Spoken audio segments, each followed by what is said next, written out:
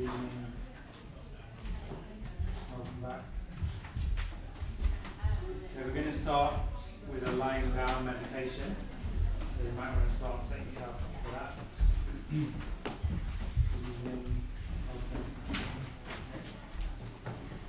Yeah, and the best way to do it is to lie down with your legs pointing towards the door.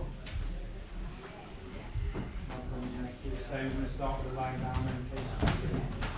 Start setting yourself up for that.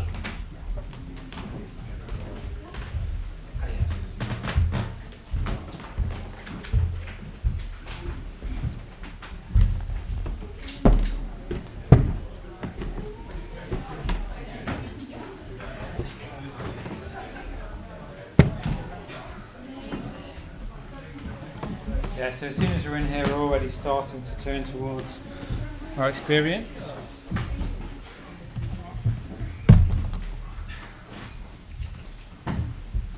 It's just finding a space to lie down. There's more space at the front, at the back. So do spread yourselves out.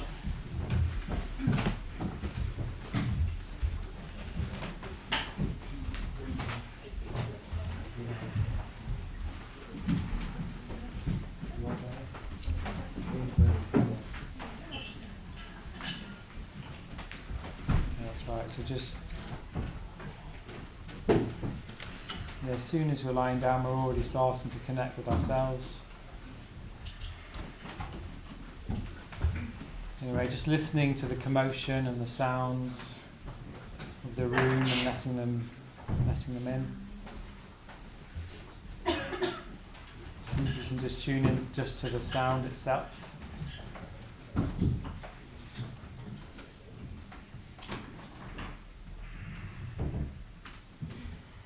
Without labelling, just your direct experience of the sound in the room. Come in.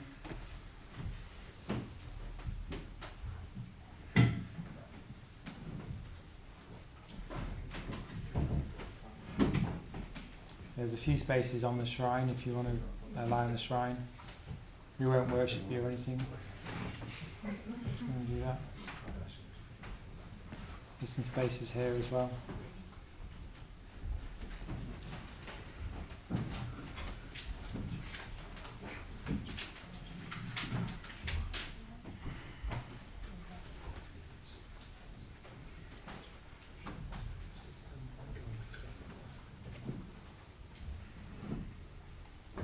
That's great.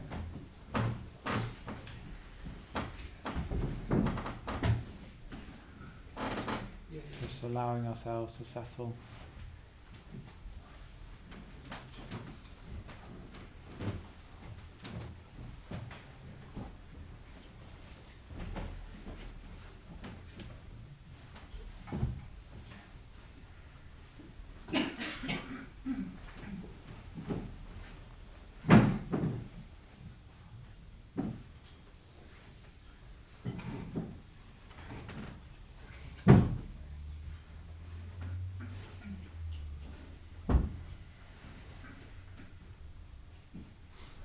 Okay, very good.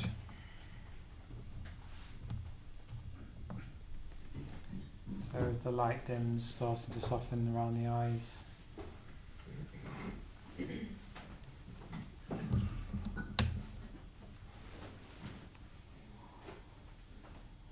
Feeling the weight of the body on the ground.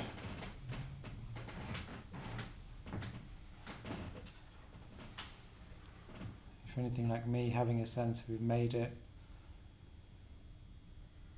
turning towards something more real, something more true.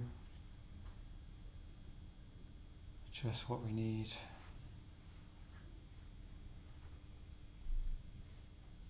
To come back to our direct experience.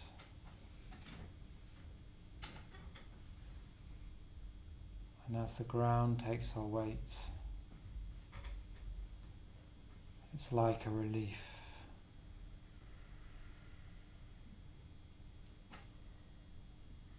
With each breath, allowing the ground to take more of our weight.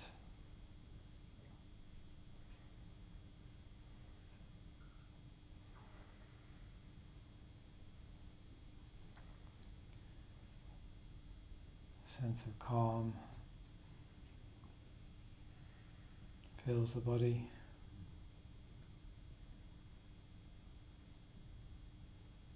Sense of ease.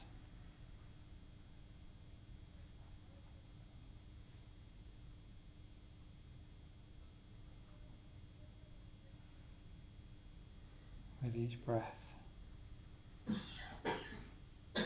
sinking deeper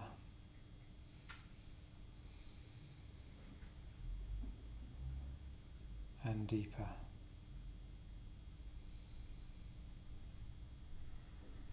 into the ground.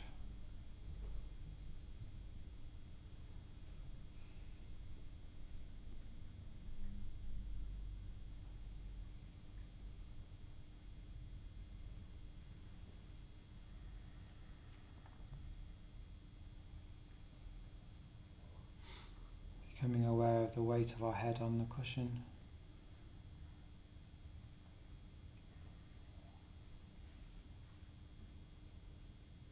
Softening around the brow and the eyes.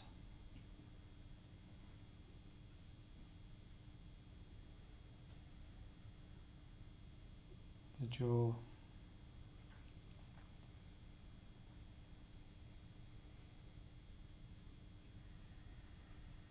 Starting to tune into the breath, perhaps, around the nose and the mouth.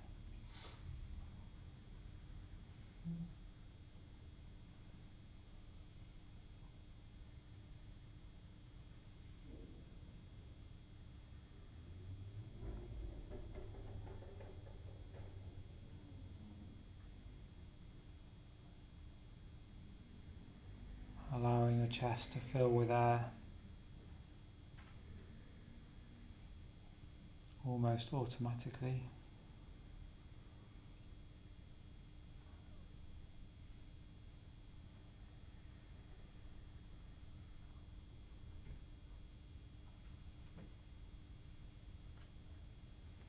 Allowing any tension to release on the out-breath.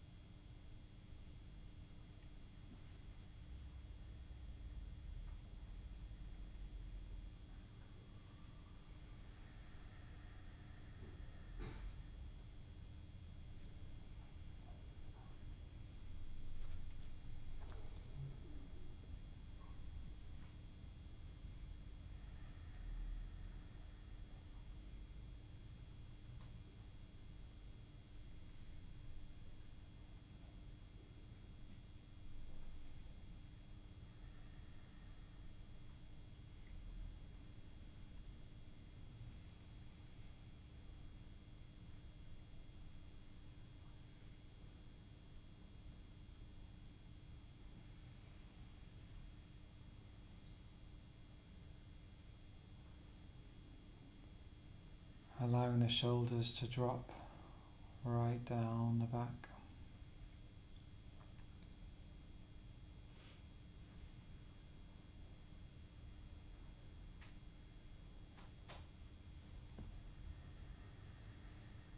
Tuning into sensations in the hands.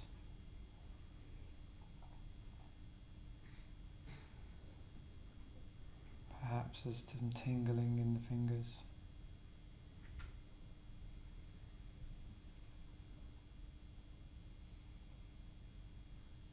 Temperature.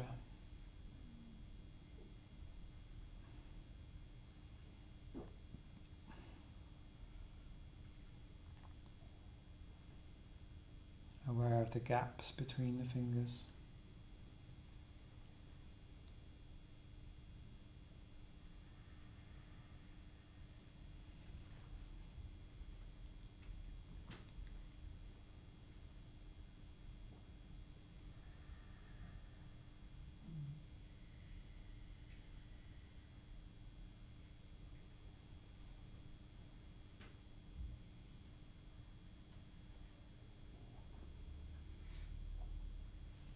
You can even imagine that you're breathing through the hands.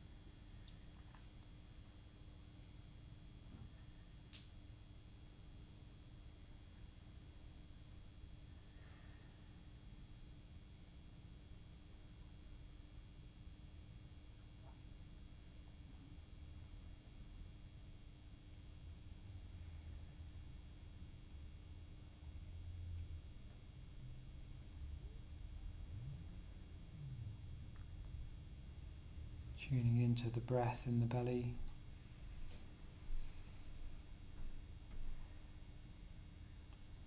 Particularly the breath below the belly button.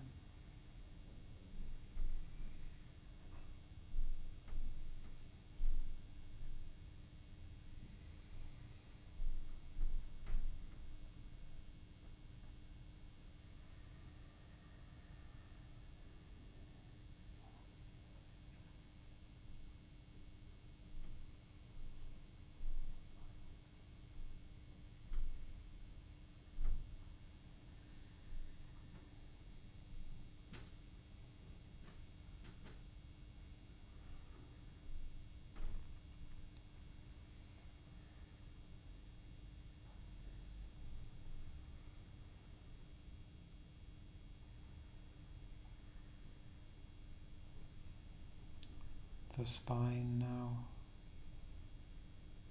aware of sensations moving up and down the spine.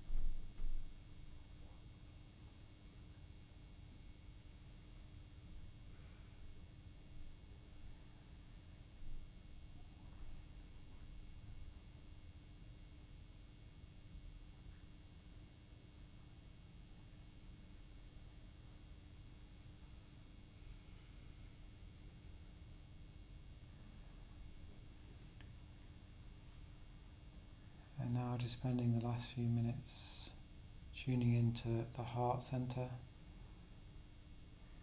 of the chest.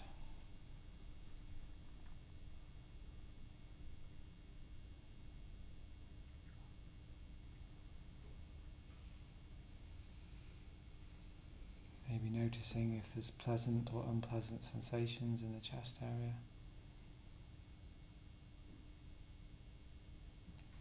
No need to label them, instead you can just come right up close to the sensations themselves and allow them to be there.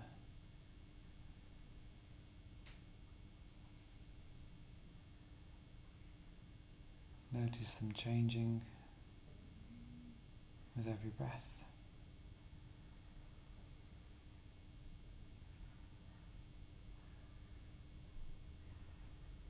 Or if there's no sensations, then how does that feel?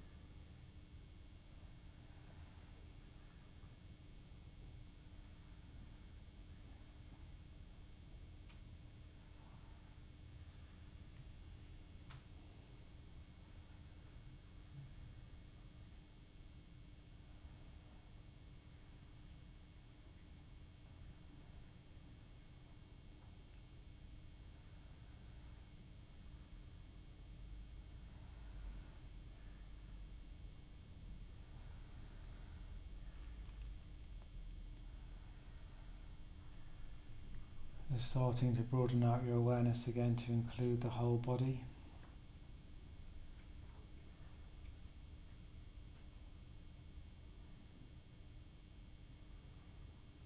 Just lying here at this moment, at this time.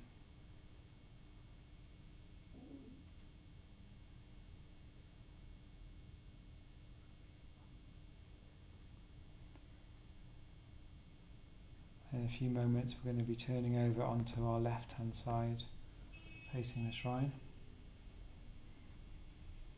Just notice if even the thought of that's had an effect. See if you can let go of any sense of holding on.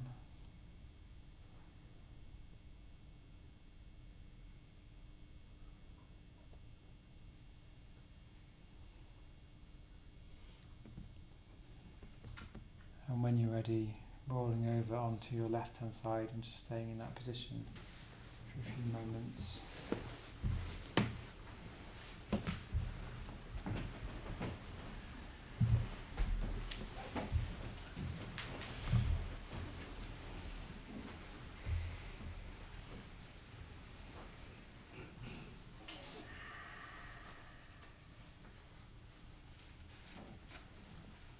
Okay, very good. In a few more moments we're going to be moving into a sitting position and just sitting comfortably for a few moments while I explain what we're going to do. And it's best to come up with your head last and take your time. So when you're ready, moving into a sitting position.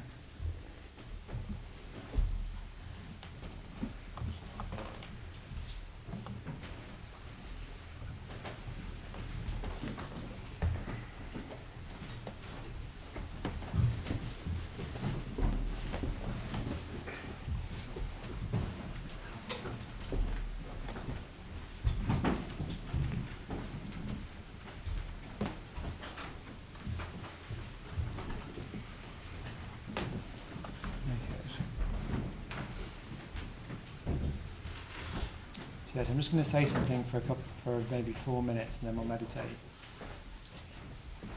Yeah, so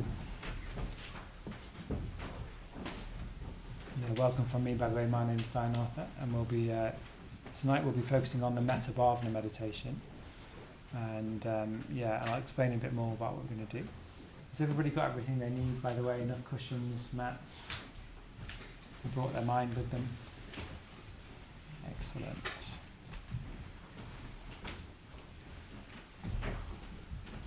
Just taking the time to get what you need. We're going to be meditating about half an hour, so.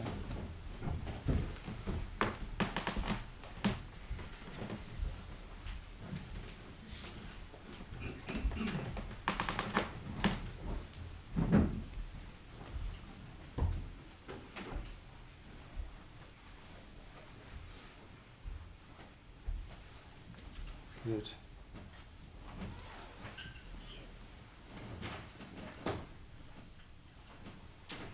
Very good. So if the aim of meditation is to reach deeper states of consciousness, to open yourself up to a more sort of what we call dhyanic state, a state of absorption, it's very pleasurable, blissful, usually free of the prapancha, free of the sort of proliferative thoughts that don't get us anywhere. If that's the aim, one way to do that is to what we call really try to open the heart. Now that's obviously a metaphor. You want to keep your heart. Never mind. Anyway, it's a metaphor that needs a bit of unpacking because when we say open the heart, often we sort of go about our day-to-day life in a sort of semi-state of threat, especially if you live in London on the tube or at work, or you're trying to sort of in a way guard yourself against, sometimes sensibly, against the sort of threats of the world. But of course, the more we're in a threat mode, the more we're actually cutting ourselves off from the deeper states of consciousness that by their nature are contained an open heart, because the deeper states of consciousness are more in line with reality, which is always more open, always less selfish, always more in connection with others. Those very deep states, it's like yourself almost disappears in meditation. We do lots of body scans, don't we? But actually, in deep meditation, it's like the body almost disappears, and it's just a flow of energy, and it's very meaningful, that state, and very, very real. That's what we're trying to move towards. But if we're, to the extent that our heart is sort of closed, that we're in a sort of threat response, we're tense, we're worried about things, that's the extent we won't be able to get into those states. So what I recommend we do is we really try just to work on, well, to use this metaphor, opening the heart. And one way to do that is to, when we do the Metta Bhavana, really imagine people that have moved us or things that have moved us in our life. That's a really good way of doing that. What I mean by that is, for example, even when you're starting with yourself, well, I like to think of like people that have really given to me in my life, my parents, my grandma, who always used to make, Friday night dinners in my case for me and the family, and she just really loved me and the children and my brothers, and even when she was Jewish actually, but even when I got ordained, which you think she into the Buddhist tradition, it's understandably she might have been upset, but she was someone who just really wished me well, and sort of as long as I was happy, she was happy. And if I just bring that to mind, I think she could also see that there's an altruistic aspect to being a Buddhist as well, and she was someone that wanted to help people. So when I bring her to mind, it's very moving that she sort of could see that that this whole centre, this whole Buddhist life is trying to help the world, and she wanted to support that even though it was against her own, in a sense, beliefs in some ways. So there's people like that in our lives that move us, that usually people that have gone beyond themselves. So when we think of our friends as well, I think of people that have sort of forgiven me for things. Or, even just today, as an example, I've just made a mistake with a meeting, and my friend sort of forgave me, even though it upset her.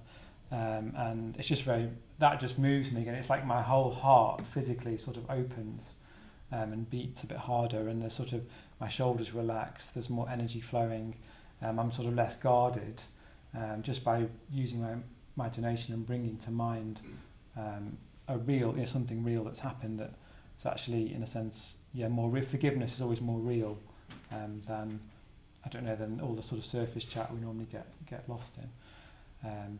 So all that, the times in work when someone's really gone out of their way to help you, that's what I was thinking as well. Like, they didn't really have to help you, they had their own job, and you were stuck, and they've come and helped you just because they care. It's just it could be just a little thing like that you bring to mind, and suddenly you're moved, and it's all there, all the absorption, all that deeper consciousness, the deeper state is alive, and it's sort of, you don't have to do much from there actually, because it's very naturally absorbing, that state. You want to sort of feel that, you want to be moved. It's why you go to the cinema or the theatre, and it's the same in meditation, you want to be moved. So you need a bit of imagination, a bit of effort in that area, but I think it's worth it if you can apply that. So even now, just start reflecting, have in mind a friend, a neutral person, even at the enemy stage, a difficult person. Maybe they've just try and empathise with them. Maybe they've tried to do their best, or can you forgive them even? It sort of it doesn't have to just be a friend actually, and that can be even more moving if you can get into communication with the difficult person in your mind, and then in real life as well. Then the final stage, you just sit in that state of absorption that you've moved towards. Does that make sense? Yeah, I'll unpack it a bit more in terms of the Buddhist vision actually in the second half, but I thought just keep it quite practical in this session, and we'll just give that a go. So we'll do the Metta Bhavana with that angle of trying to bring to mind people that have moved you in your life.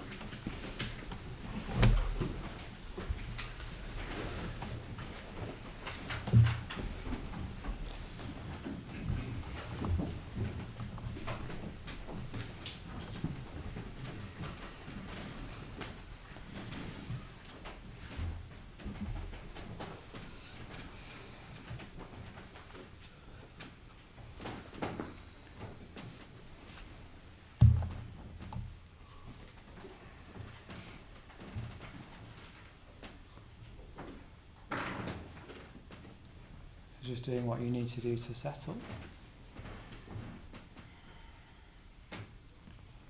And before we do the Metta Bhavana, you can just spend a bit of time just tuning in to the heart centre itself. This is where you're going to keep coming back to if you get distracted. Again and again.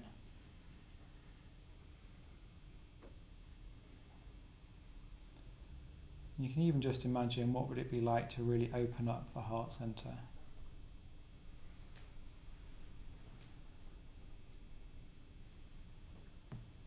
to allow metta in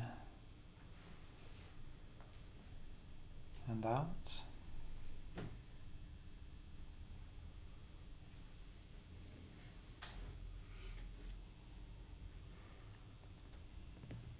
Just to let go of any sense of holding on or threat.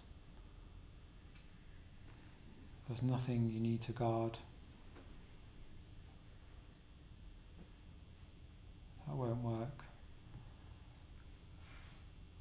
You can just really open up to something more, something else, something more real.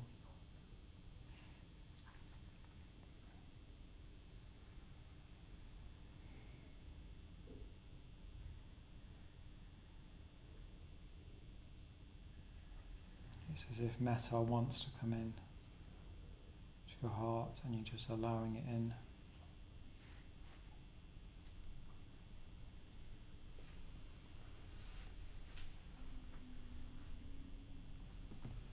Like it's fueling every heartbeat.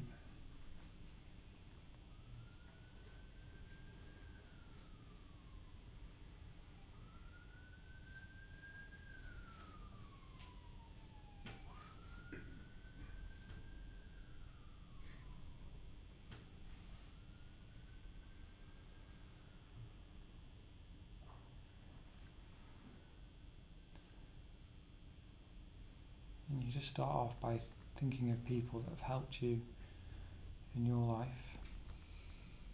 Maybe pick one person.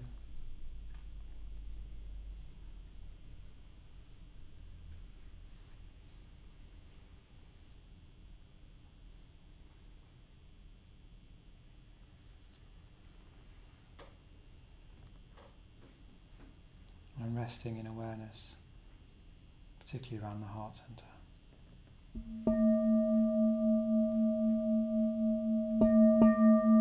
metta bhavana.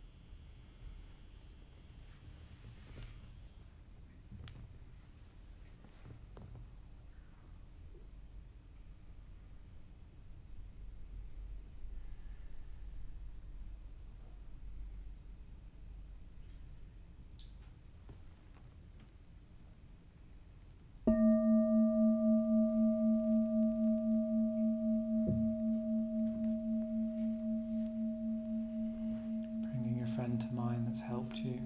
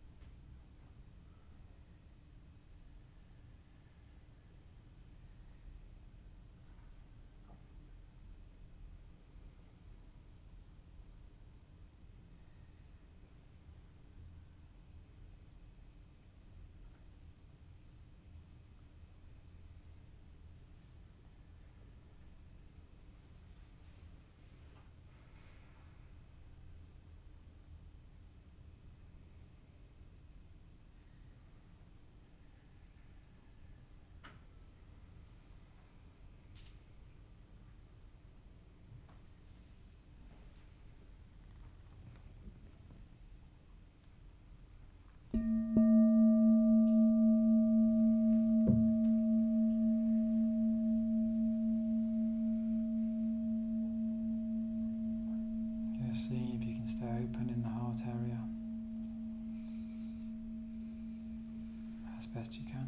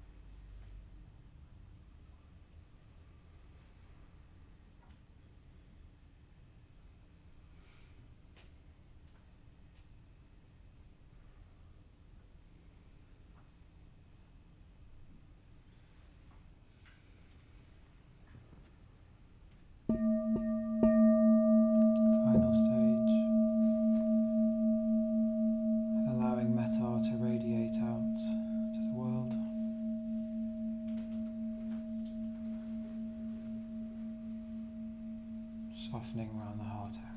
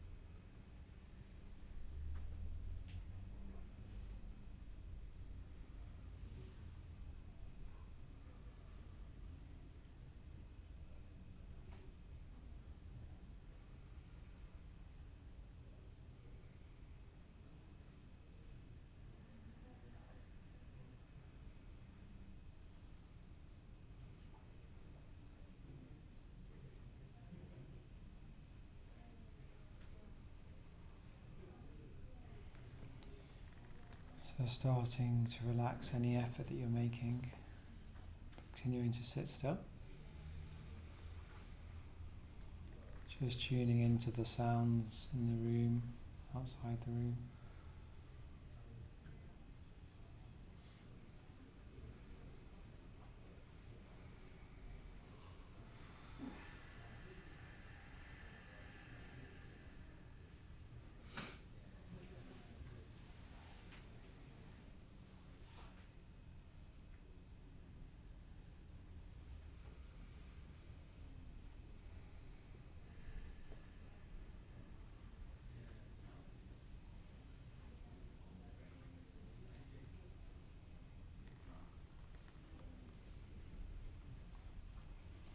Becoming aware of other people in the room.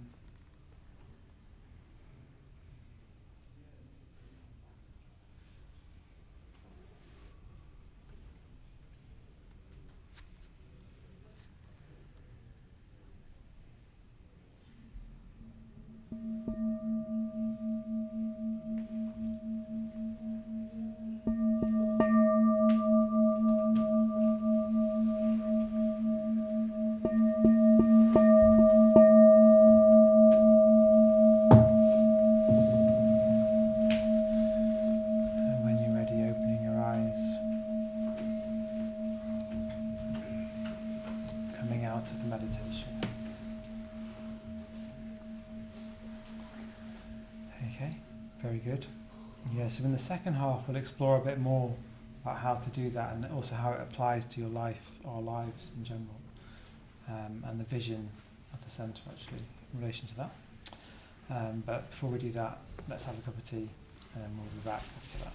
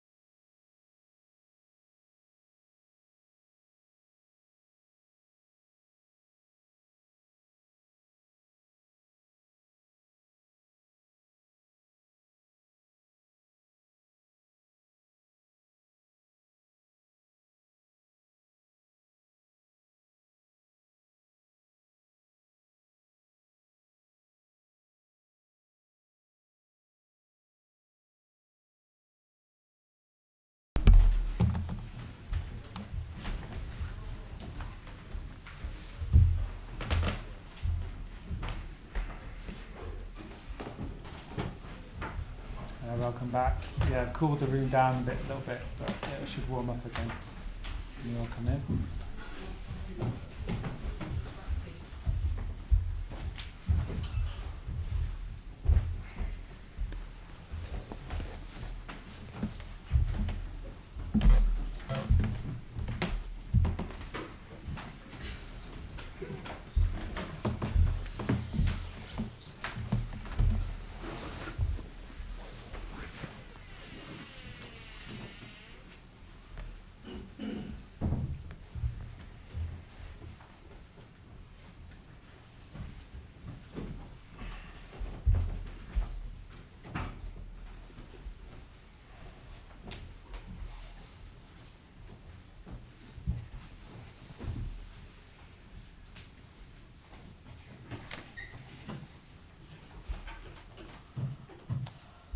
Good. So welcome back.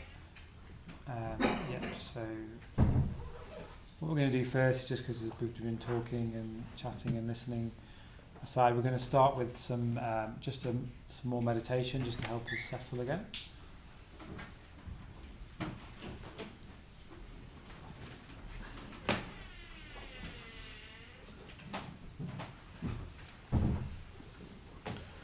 Okay, so just setting ourselves up for some meditation.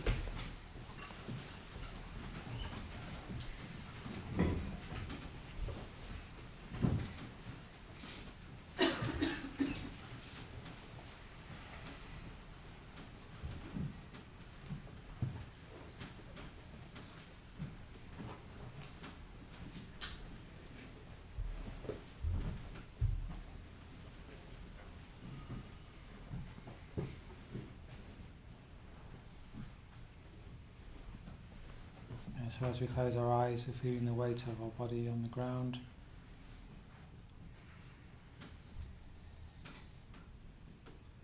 Just scanning the body for any areas of tension. Coming into contact with the tension, then just imagining it releasing, particularly on the out breath.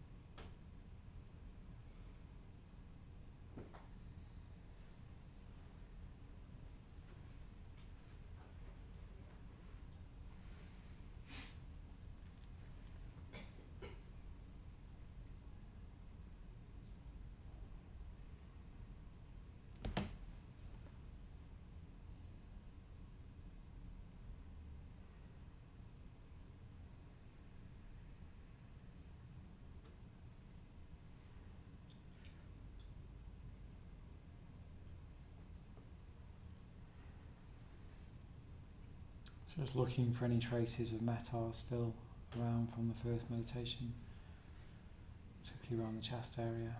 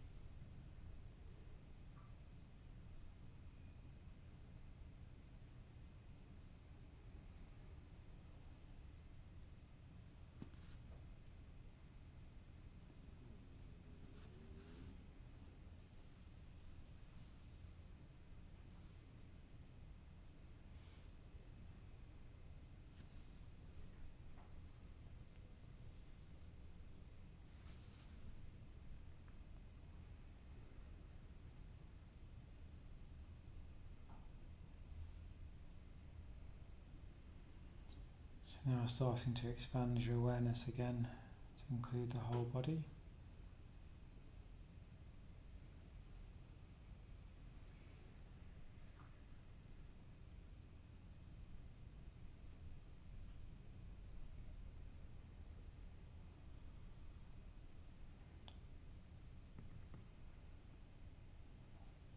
Just gathering up your awareness, particularly of sounds in the room.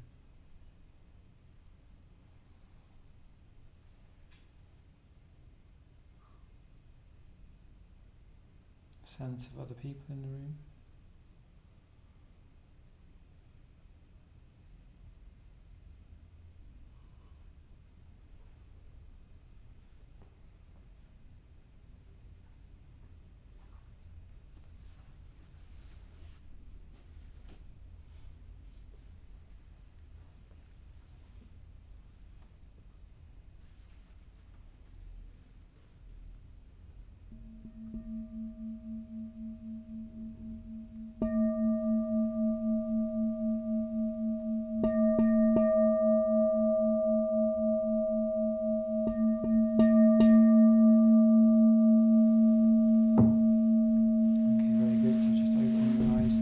Sitting comfortably.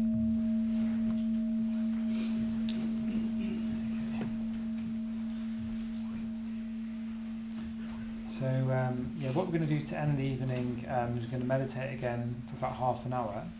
But before we do that, it's really good just to explore a bit about what happened in the first meditation.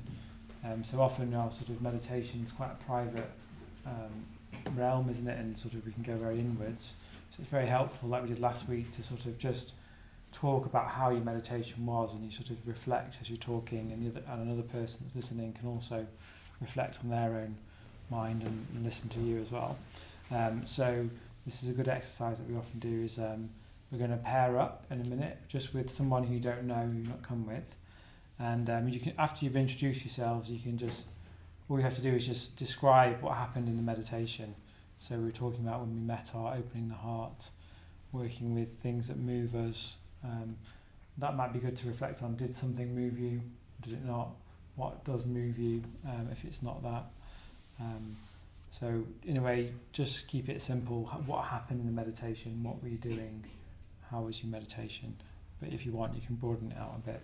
Let's talk about what moves you in general in life. So one person does talk for a few minutes, then I ring a bell, then the other person talks, says what moves them, and then that'll be it. Make sense? Okay, great. So so just turn towards someone you haven't come with, and then introduce yourselves and go from there.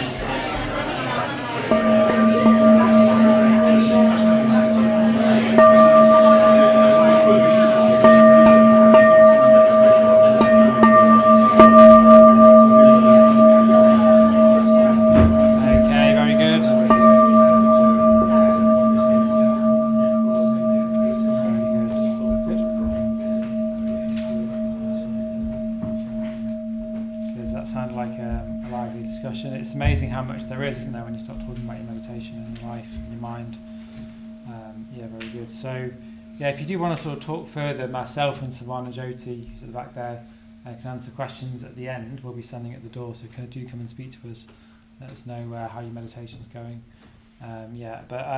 Before we meditate again, do use the reflections that you just talked about to sort of help shape your next meditation. But I just wanted to bring in another element as well that we could try. Particularly we're going to do the metta bhavana again, so sort of looking at how to sort of cultivate metta. But I'm going to sort of see if I can talk about it in a bit of a wider context, because we had a meeting today, a council meeting of the people that run the centre, the order members that run the centre, with the president, Subhuti, who he helped found the centre based on our teacher Sangharakshita's founding of the whole movement and centre in 1968, so nearly 50 years ago. We're going to be coming up to celebrating the sort of 50th anniversary of the centre, and we were just talking about that. And he founded it because the idea of the centre was it's meant to be a nucleus for a new society. That's how they sort of talked about it. That this whole centre is meant to be a sort of a Buddhist Pure Land, and the sort of the heart of a new type of society based on a new type of consciousness that comes from the Buddha. So it's a society that's based on the love mode rather than the power mode.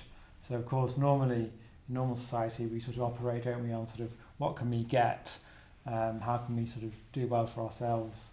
Yeah, sure, there's a bit of charity and there is goodness as well, but on the whole, the model is based on sort of consumerism, isn't it? And how, in a sense, sort of you end up, not anyone's fault really, but you end up sort of using others, don't you, to get what you want, and often there's conflict that arises, and that's when it's going well.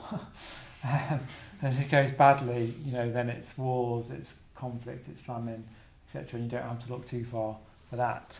So the lots of people came together in 1978 with not much money, but all they had was a vision of a new society. And this was a burnt-out fire station, and they transformed it. They built it off their own. But they didn't have any building skills really. But don't worry, it's safe. It's safe. But they sort of transformed it from a burnt-out fire station to the Buddhist Centre, based on this idea that if they transform this can form the hub of a new sort of world, a new sort of society where people can come and learn to meditate, learn the metta bhavana, and working on their own minds. And of course, if we work on our own minds, then that's how you help the world, that's how you change the world, because we're cultivating metta, which then of course spreads out to the world. So I always sort of think that vision's still, I think, very much alive today, and especially in my life. Hopefully you can sort of get a taste of it as well in your own life, just coming to the centre, that you're not just meditating here for you. It is having an effect on you, and that's important, but you also, by coming here and meditating in this way, you are actually changing the world, because you're changing your mind, which then goes on to change the world. That's the sort of, I can unpack that more. It's a whole sort of talk, but we've only got a few minutes, so I just wanted to give you the flavour of the inspiration, if you see what I mean. And and the rest of, and I guess you could think of it, the rest of your time here is working out what that means for you. Like, what does it mean to change my mind and change the world? How would that look like in my own life? Even how does that work? Even those are the questions. I think those are the right questions to ask. Definitely what I was thinking about when I first came along. And at the heart, and this is just sort of in a way to sort of help us in the meditation now. At the heart of the nucleus of the new society, of course, is this room. We're in the heart of it, this shrine room, with the figure here of the Buddha.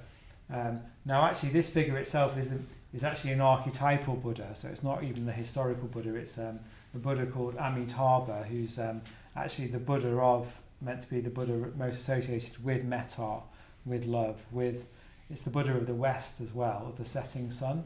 So you can imagine the sort of deep red setting sun on the horizon of the sea, and out of that horizon comes this figure of Amitabha who's shining, and in a way, because the Buddha and the representation of the Buddha here, Amitabha, is enlightened. He's gone beyond all selfishness, all self-interest, and when you do that, all that's left is metta, is love, is care, is energy, is fearlessness as well. Part of metta isn't just a sort of, in a sense, a sort of soppy love. It's a courageous love that can, in a way, break through anything. Because, of course, to change the world, we need to break through hatred, we need to break through fear. And it's actually metta that can do that, because it's a very powerful force, because it's not self-interested metta, it's free. So Amitabha, this figure here, represents that metta, that courageousness, to be able to help the world. So how does that help us? Well,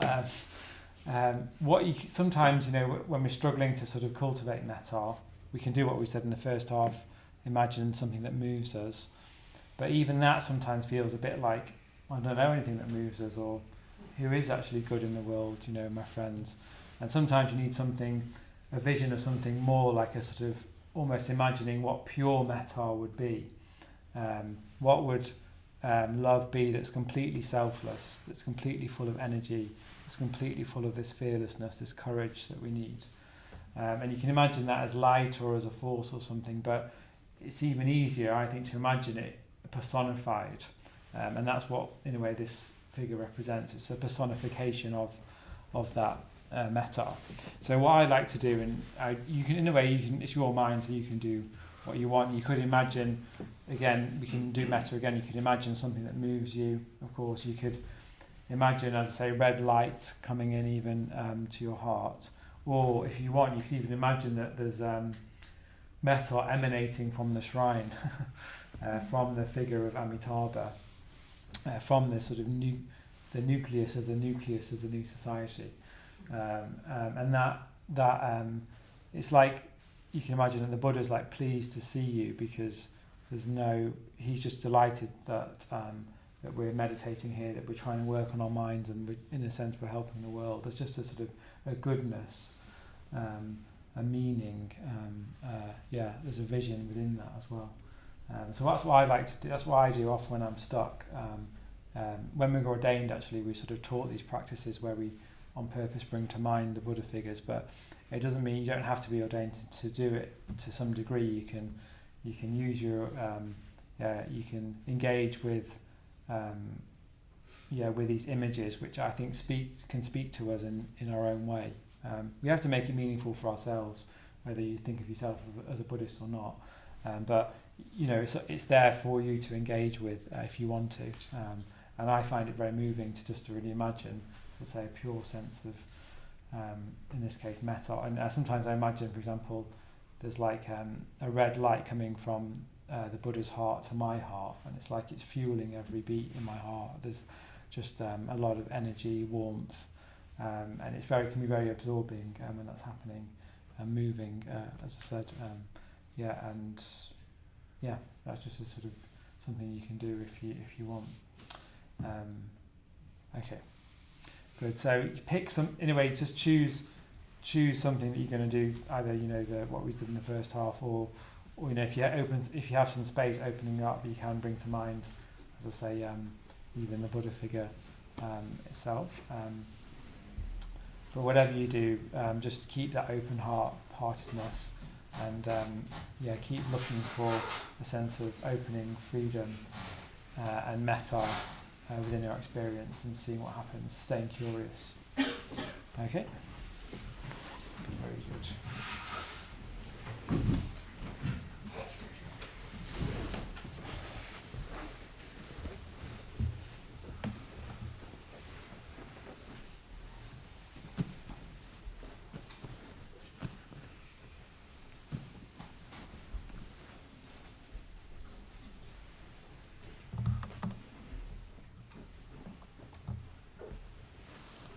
So I was saying we've got half an hour, so we can just really pace ourselves. Just relaxing into it, no need to rush or get anywhere.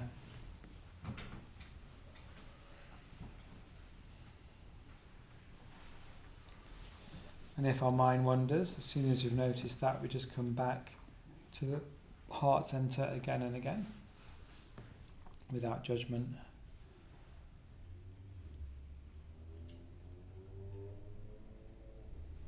Sense of metta for ourselves.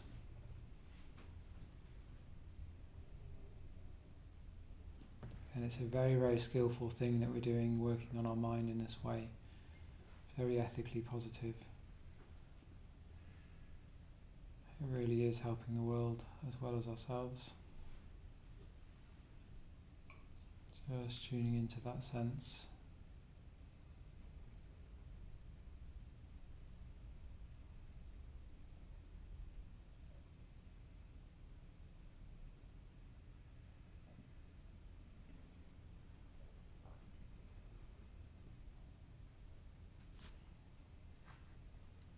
Sense of what's real, what's good within us.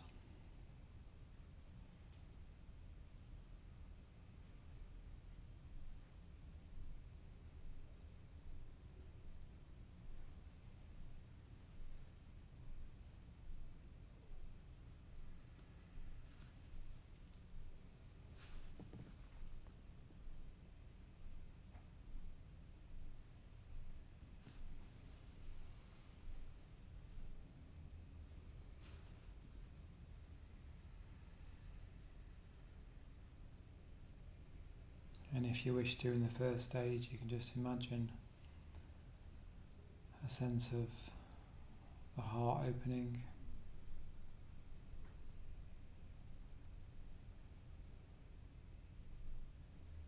and there's red light emanating from the shrine to your heart.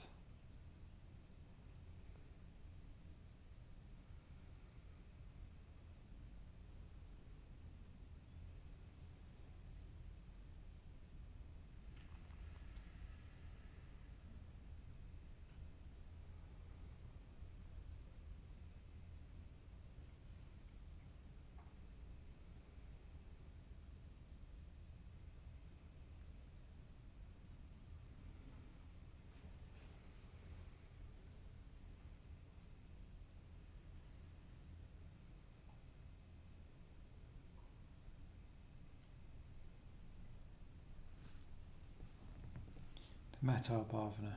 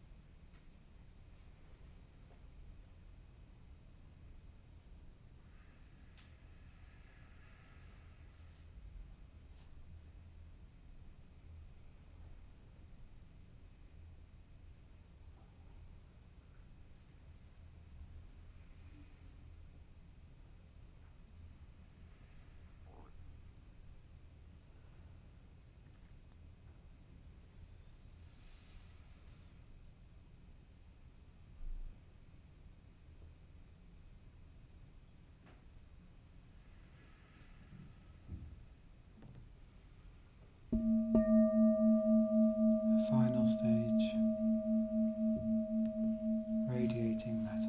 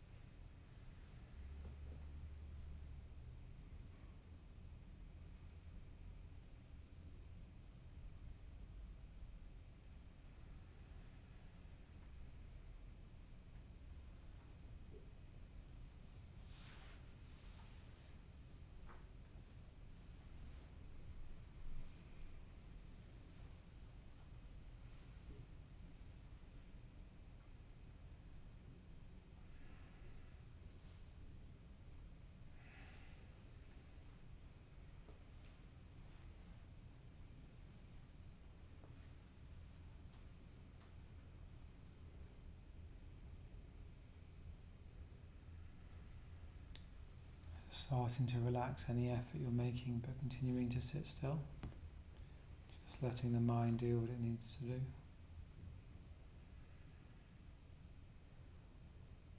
Just sitting.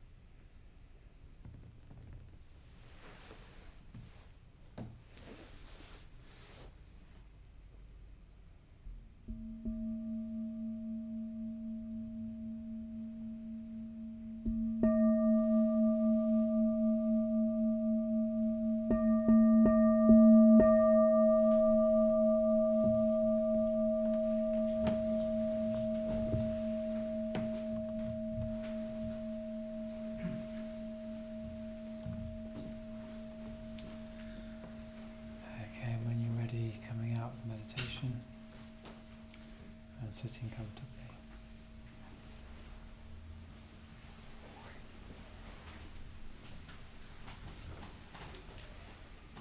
Good. So, yeah, it's been very nice meditating with you. Thanks for coming. And if you, just to say, if you're inspired by the idea of this new society of, in a way, what you can do with your practice, where it can take you, then in a way the best thing to do is just to keep coming back, and if you keep coming back, it will keep inspiring you to meditate, to turn towards this vision of a deeper mind, and move you towards your deeper potential. And then also, if you wanted to sort of take it even further, you're very welcome to sort of come and help out on the team on the Wednesday nights. If you're coming anywhere on Wednesday, we're always looking for more volunteers, so come and speak to me and Savannah Jyoti. You just need to come at 6:30 instead of 7:15, and and help out. And then you really get to know people, and you feel like you're making a difference, giving back. It really enhances your meditation. Of course, thank you for giving financially as well. We appreciate that. None of the team get paid or anything. We just do it because we love it and we love being part of this provision. But obviously, we need money somewhere down the line to pay for the bills, etc. So thank you for donating. And if you haven't and you want to donate, then feel free to donate. And it just all goes to helping people to meditate and in a way to sort of help change the world from the power mode into the love mode. That's what I believe is the best thing we can be doing. But I just want to say thank you for participating tonight and meditating together, and I wish you a safe journey home. Thanks very much. Thank you. If you could help us by putting the mats and cushions to the side, that'd be great.